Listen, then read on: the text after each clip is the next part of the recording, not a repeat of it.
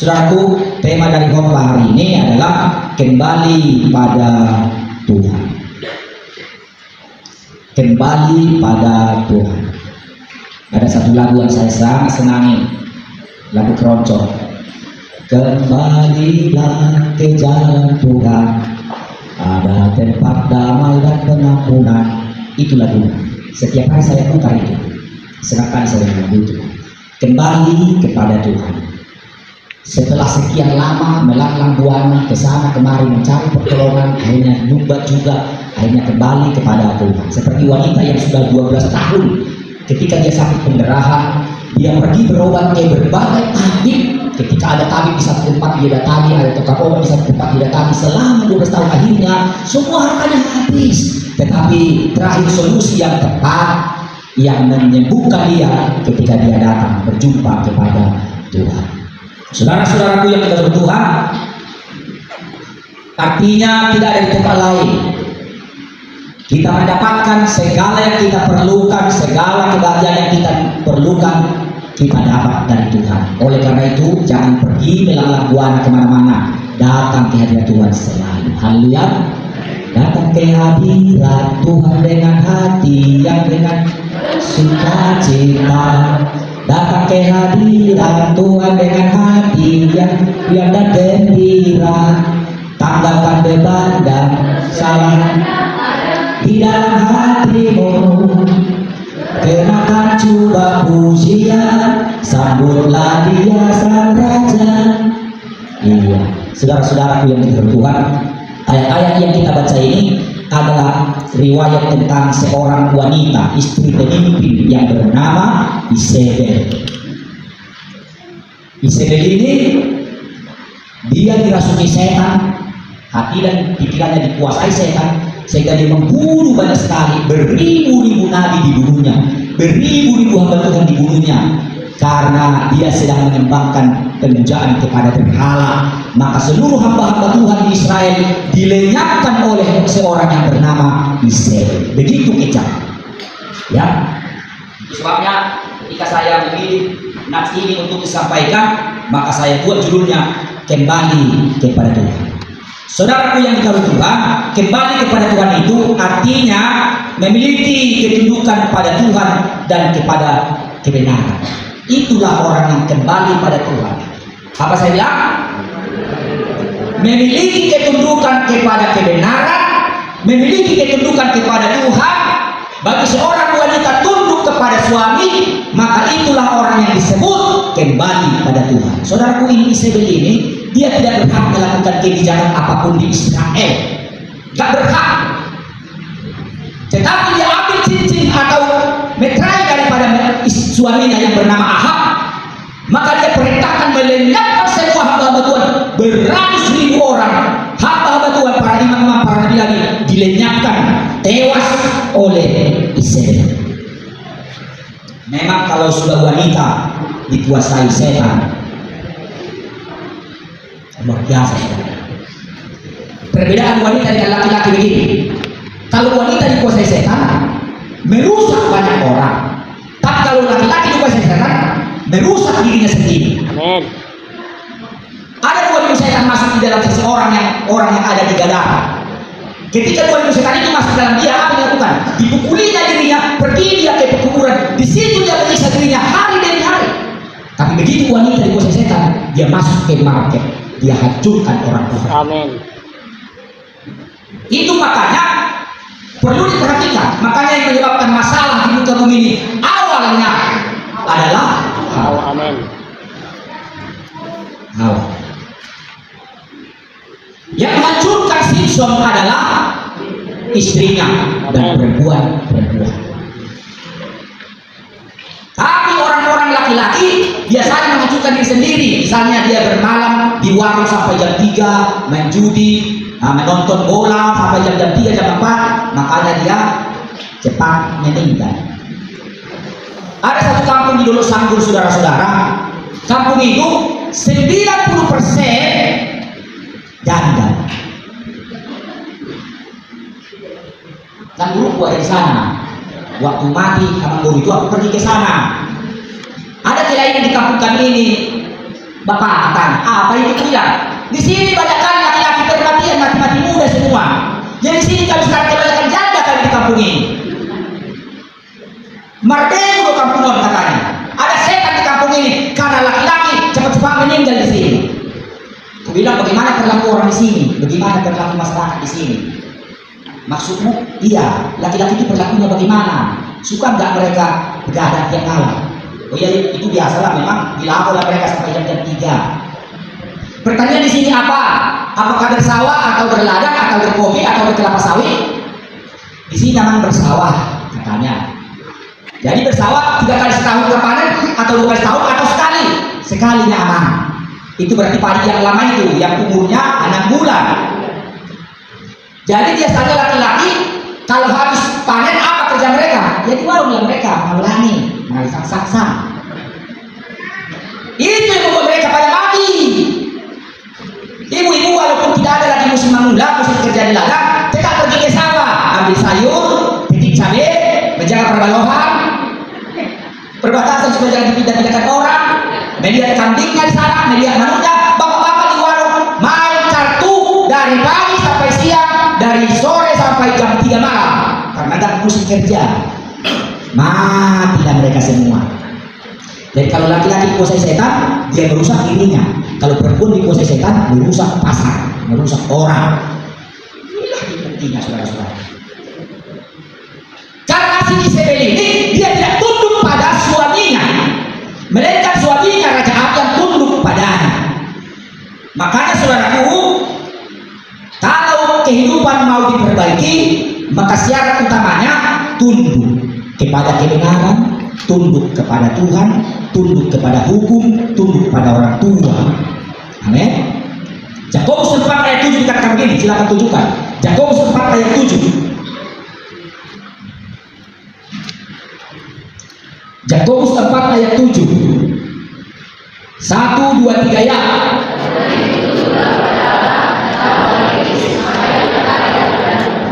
Dengan baik saudara, ketundukan pada Tuhan dan kebenarannya akan membuat setan lari. Tapi kalau kita tidak punya ketundukan pada Tuhan, kepada firman Tuhan, anak muda tidak tunduk pada orang tua, walaupun didoakan setan lari keluar dari orang ini, karena setannya tidak mau lari. Karena setan akan meninggalkan kita ketika kita tunduk pada Tuhan. Haleluya. Biar setiap kita tunduk pada kebenaran, tunduk pada firman Tuhan. Biar firman Tuhan itu yang mengontrol kita. Tidak boleh kita hidup bebas. Hidup bebas itu berbahaya. Haleluya. Seorang anak kecil, kalau seperti anak kecil ini dibiarkan bebas, itu membahayakan mereka. Pernah aku tonton di media sosial, seorang anak dipegang mamanya begini di pinggir jalan. Tiba-tiba ada bola diserang.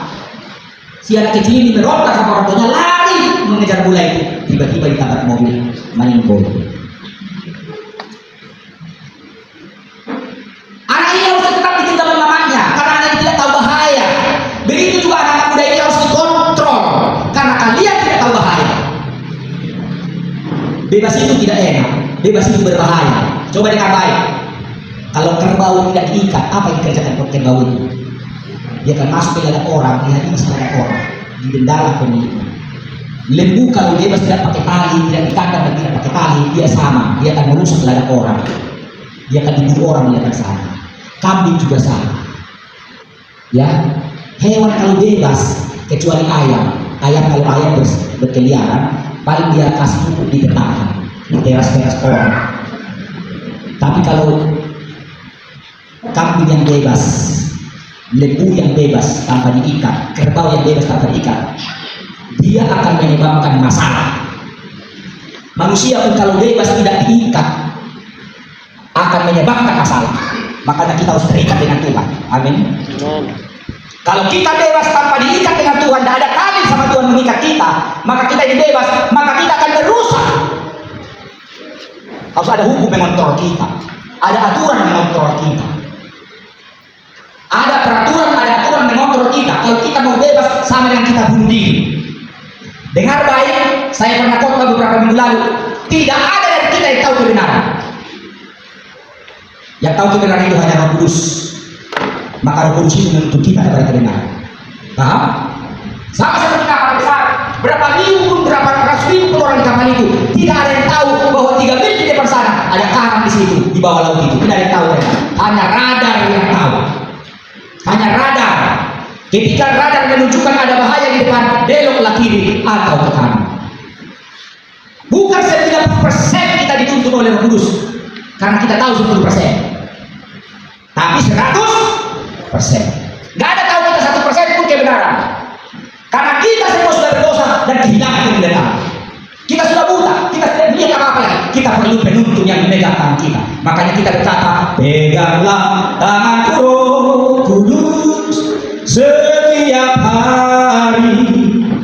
Ku tak dapat jalan sendiri tanpa Roh-Mu. Harus kita dipegang oleh Roh Kudus. Anak-anak kita ini pun kalau kita tidak bisa mengontrol mereka, tidak bisa mengawasi mereka, mereka akan merusak. Makanya anak-anak muda, tundukkan dirimu di kepemimpinan orang tua. Engkau diawasi. Itu sebabnya kau tidak boleh pergi sembarangan kemanapun kau mau.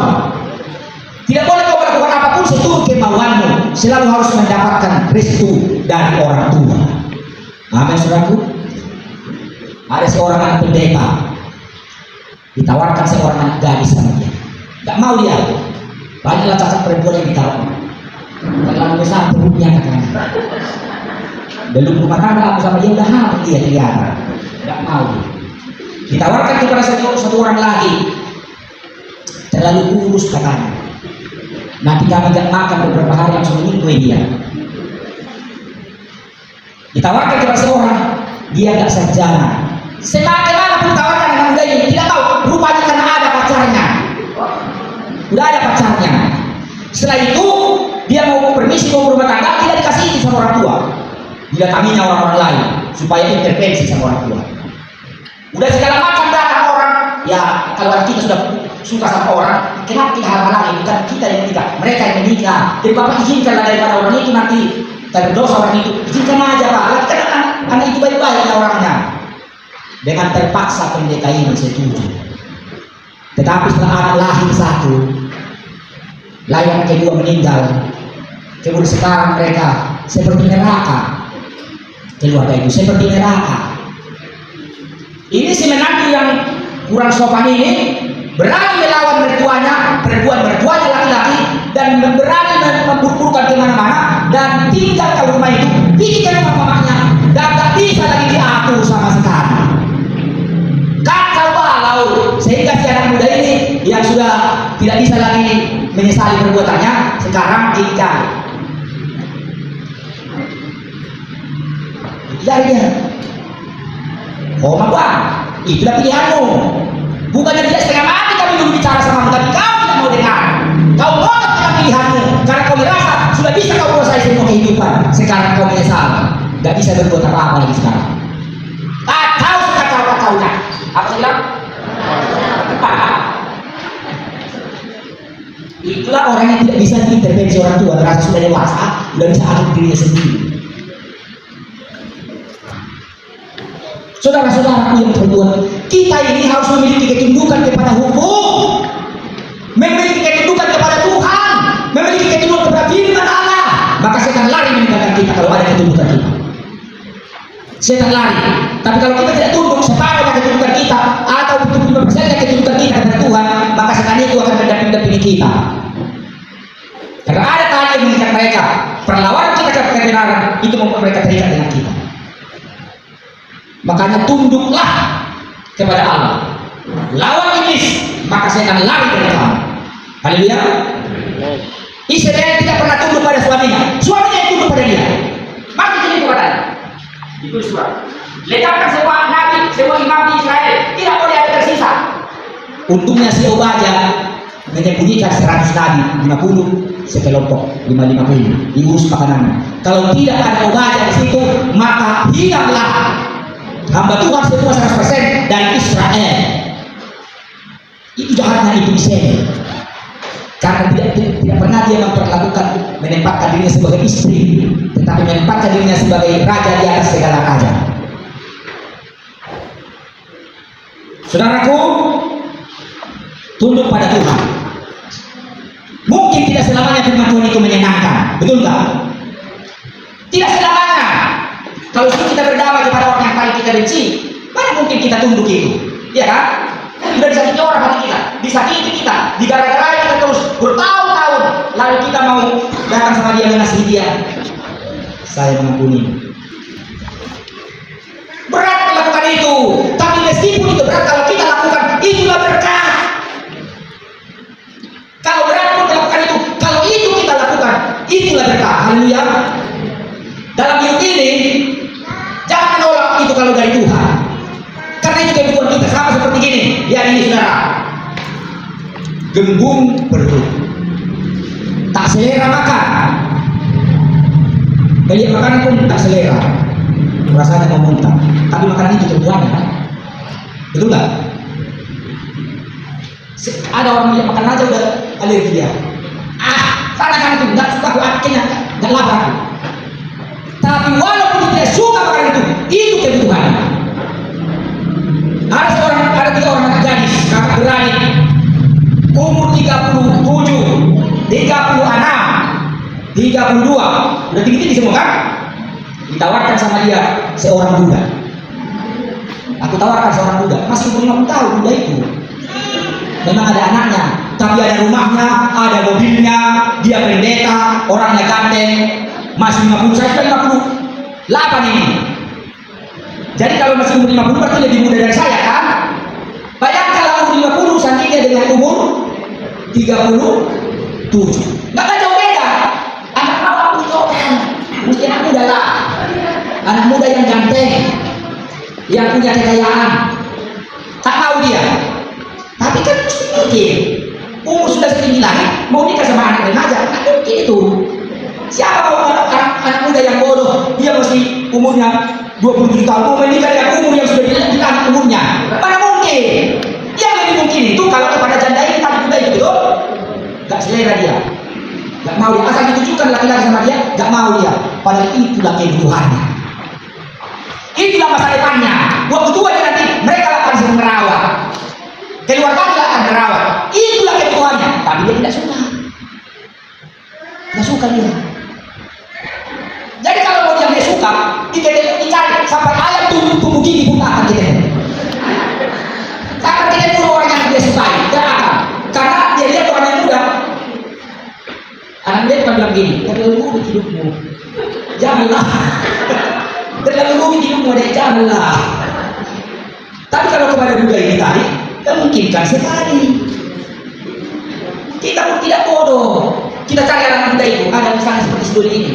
Duli, ada anak gadis di sana, mau kamu nikah sama dia. Terus ditanya, mau buru apa misalnya, kasih tahu lah, umurnya berapa? Aku bilang 37. Nah, aduh 4 tahun. Gimana saya pendeta ini? Kok mau ditawarkan sama aku 37? Karena menikah pun ini tidak mungkin lagi melahirkan, betul? Kalau bisa terjadi baru. Jadi menawarkanku sama dia tak mungkin lagi aku. Kalau aku masih cerdas, kecuali kalau aku sudah hem. Itulah saudaraku, memang yang kita tidak suka padahal itu kebutuhan kita. Taat itu kadang tidak senang, tapi itu kebutuhan kita. Amin. Taat itu tidak senang, tapi itu kebutuhan kita. Sebenarnya kami menentukan kita. Taatlah.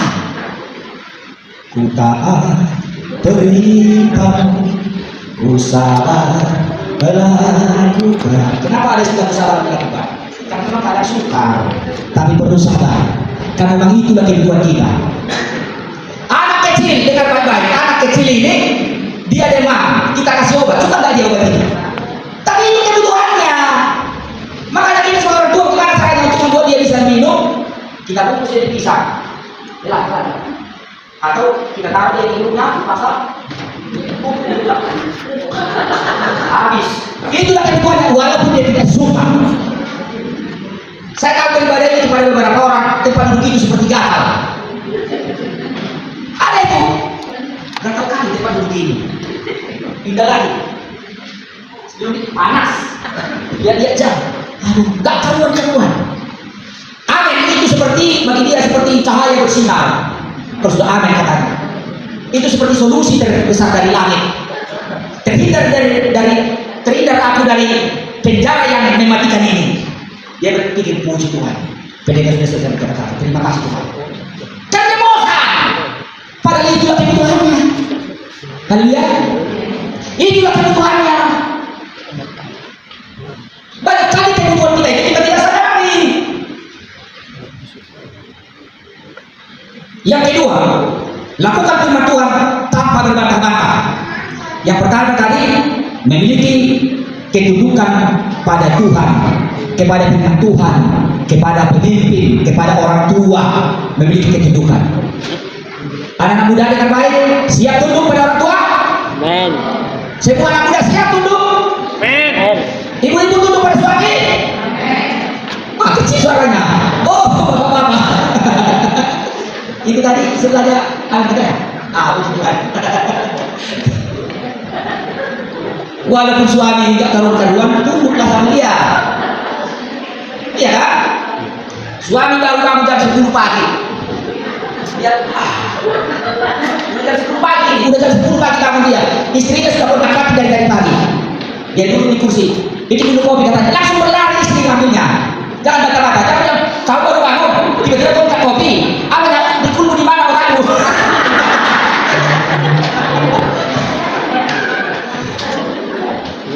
Janganlah, tunduklah. Malah lari cepat-cepat. Kopinya coba rasai sayang. Apakah kopinya terlalu manis atau terlalu pahit? Ulang-ulangnya. Sorry ya. Baik. Habis minum kopi ya, makan anaknya makan itu katanya. Kalau istri sudah pegang kanan, kalian baik. Tidak apa-apa. Tunggu lagi. Pas istrinya ngantuk sudah mau tidur, makan katanya. Padahal mau tidur, enak sekali mau tidur. Sudah mau tertak, makan katanya. Bangkit lagi. Supaya saya tandani, itu maksudnya. Haleluya. Anak-anak tunduk pada orang tua. Jadi makanya kalau mau permisi kemana-mana, siap ditegur, siap tidak jadi berapa. Itu. Ada anak-anak yang kasih tahu mau kemana dia, karena nanti dilarang bikinnya. Padahal itu kebutuhannya ketika jadi kontrol oleh orang tua. Yang kedua itu lakukan firman Tuhan tanpa berbantah-bantah. Kita kembali ke 1 Raja-Raja 19. 1 Raja-Raja 19 ayat 4. Tunjukkan 1 Raja-Raja 19 ayat 4 sampai 8. Tetapi ia sendiri masuk ke padang gurun sehari perjalanan jauhnya, lalu duduk di bawah sebuah pohon ara. Kemudian dia ingin mati, ini Nabi Elia ingin mati, stres. Katanya, cukuplah itu sekarang ya Tuhan, ambillah nyawaku sebab aku ini tidak lebih daripada nenek moyangku. Nabi itu stres, rasanya ingin mati. Saya tadi saudara tahu kita memulai ibadah, saya sedih sambil bernyembah, saya mulai sedih karena dari sini gua mati. Di mana anak cantikku? Tidak terlihat dia. Memang tak semangat anak beribadah. Mungkin masih di tempat, masih di kanan dia ini. Sedih aku. Sampai aku datang ke sini. Mana anakku cantik itu? Betul dia. Sedih aku rasa. Kenapa tak bersemangat anakku ini ibadah? Tapi ini. Kalau dia ke belakang rupanya di sana dia. Begitu tidak air mataku. Rupanya di situ dia. Karena kalau aku tahu anak-anakku nggak semangat beribadah, itu sedih kali aku. Rasanya mau mati rasanya seperti dia ini. Tapi setelah lihat dari belakang rupanya melayani di sana sebagai multimedia, puji Tuhan. Kembali aku semangat. Iya. Jadi aku tengok juga teman-teman lain di mana ini sebagian ini. Saudara-saudara yang kasih Tuhan. Sudah satu ayat, sesudah itu dia berbaring dan tidur di bawah pohon ara itu, tapi tiba-tiba seorang malaikat menyentuh dia serta berkata kepadanya, bangunlah, makanlah. Ayat 6 silakan baca.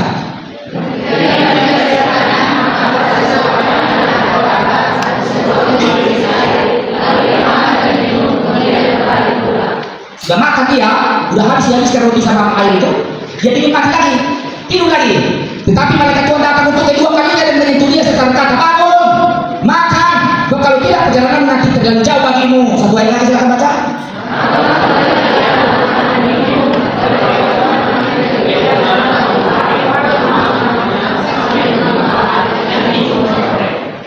Ketika dia makan 2 kali lipat, saudara. Ketika makan dia 2 kali lipat makanan yang dikasih malaikat itu, maka dia kuat berjalan ke gunung Horeb. Perjalanan berapa lama? 40 hari, 40 malam di padang gurun jalan tanpa air, dia kuat karena makan 2 kali lipat makanan yang dari surga itu. Sama dengan kita, kalau kita makan 2 kali lipat makanan dari surga itu, kita kuat berjalan ke gunung Horeb. Mau kemana pun kuat berjalan, walaupun ada terik matahari, ada gersang, ada bahaya, kita kuat. Orang yang serius makan firman Tuhan, doanya harus double, 2 kali lipat dari biasa. Pujian cukup ibadahnya jadi serius, tidak asal-asalan. Maka orang yang melakukan itu dia kuat. Mau jadi kuat saudaraku? Zaman ini kalau kita tidak kuat kita mampus, stres kita mati kita. Harus ada kekuatan ekstra sekarang untuk menanggung beban ini. Ekonomi tidak baik-baik saja. Semua pendeta-pendeta mengeluh soal keuangan. Anggota-anggota sekarang mengeluh soal keuangan. Masalah silih berganti. Tapi kalau orang yang serius makan makanan malaikat itu, dia mendapat kekuatan. Meski berjalan pun berbulan-bulan, dia tidak kelelahan. Dia kuat.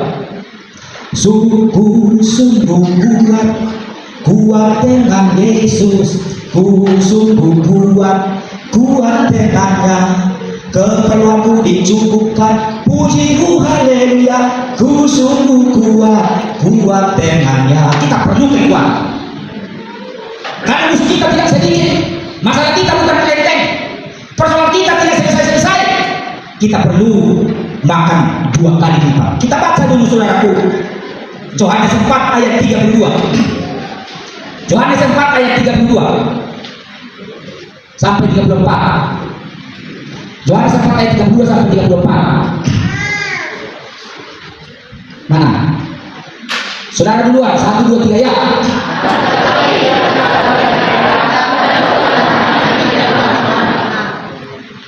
Maka murid-murid itu berkata seorang kepada yang lain, ada orang yang telah membawa sesuatu kepada untuk dimakan. Yesus, pergi kalian beli makanan ke kota, katanya kepada murid-muridnya. Dia duduk di pinggir sumur. Setelah 1-2 jam, kembalilah murid-murid itu datang. Makanlah Tuhan, katanya kepada Yesus. Apa jawab Yesus? Padaku ada makanan yang tidak kamu kenal. Lalu murid berkata, apa? Yang ada yang membawa makan sama dia lontong atau bakso, atau membawa roti gantung, atau membawa bigomak dari seborong-borong. Yang ada yang mau makan sama dia. Apa jawab Yesus? Ayat berikut, ayat 34. Kata Yesus kepada mereka, makananku ialah melakukan kehendak yang mengutus aku dan menyelesaikan pekerjaan. Makananku ialah melakukan kehendak Bapa. Makananku ialah menyelesaikan pekerjaannya sampai ku dapatkan mahkota kemuliaan dan meminta bersama Dia. Sampai ku dapatkan mahkota keberkahan dan meminta selamanya. Ada makanan pada Tuhan yang kita tidak sadari, makanan itu bisa membuat kita kuat. Makanan yang tidak kita kenal itu, jadi kita tidak sadari itu, ternyata itu adalah kekuatan kita. Melakukan kehendak Tuhan karena kita tidak sadar bahwa itu yang memberikan kita kekuatan.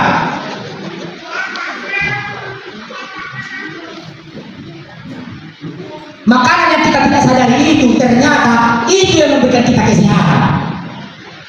Kita tidak kenal, kita tidak sadar bahwa itu makanan yang terhebat. Apa makanan itu? Melakukan kehendak Tuhan. Joel 2 ayat 11, silakan Joel 2 ayat 11 kita baca. Joel 2 ayat 11, silakan. Joel 2 ayat 11. Oh, haleluya. Joel itu nabi-nabi, habis Mazmur, Yesaya, Yeremia, Ezekiel, Daniel, Amos. 1, 2, 3 ya.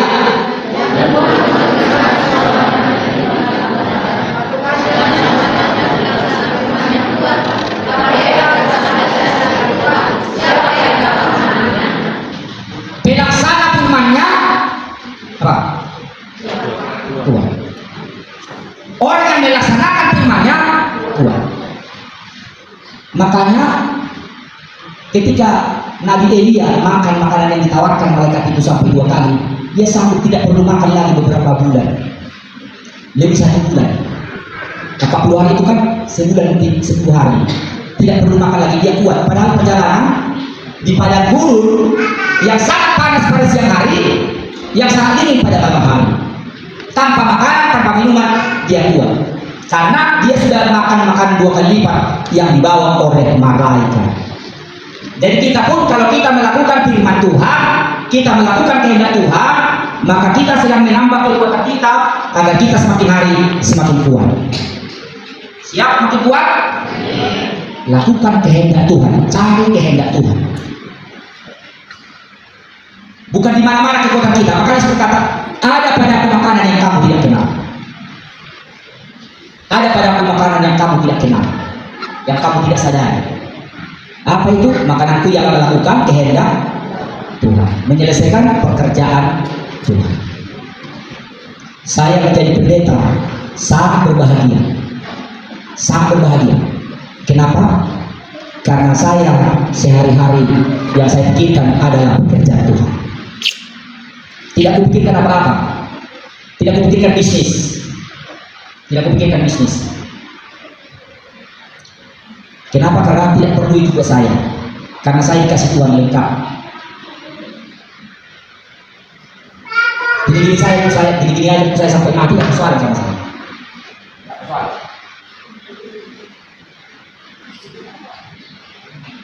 Saya sudah bertahun-tahun itu, bahwa itu. Yang penting jangan bocor tanya. Yang persoalkan. Enggak stres saya, enggak ganti baju pun enggak apa-apa. Ini aja terus. Ini sudah 70 tahun ini, 70 tahun. Masih bagus. Enggak persoalan sama saya. Tapi ketika saya tidak bisa melayani, saya sedih. Ketika seperti tadi, kita yang anak-anak macam ini. Sudah bersemangat anakku ini masih kamar puasa ini, duduk santai, teman-teman sudah datang semua. Sedih kan puasa, sedih. Jangan sakit. Aku pastikan dia di mana. Setelah itu bilang, oh puji Tuhan rupanya anak berdoa. Anakku si Mutiara tawarkan, tanya apa hadiah untuk bapak ulang tahun bapak ini nanti. Apa hadiah untuk bapak? Apa aku jawab? Kalau kau sudah baca Alkitab selesai tahun ini, itulah hadiah anakku. Itu hadiah. Lebih dari hadiah itu. Lebih dari hadiah itu. Dia beli jam tangan ini, nggak punya kali ini. Dia minta. Jam tanganku yang apa yang hari itu? Yang tidak ada harganya, udah mati pula. Aku pakai terus. Tidak pernah aku cerita sama dia, aku jam tanganku sudah mati ya. Tidak pernah aku bilang. Tiba-tiba datang terima jam tangan. Aku minta ini. Yang aku minta adalah baca Alkitab secara teratur, itulah dia. Ini anakku yang satu ini, dia bergaji dia, aku minta uang sama dia. Sebesar tidak pernah aku minta uang.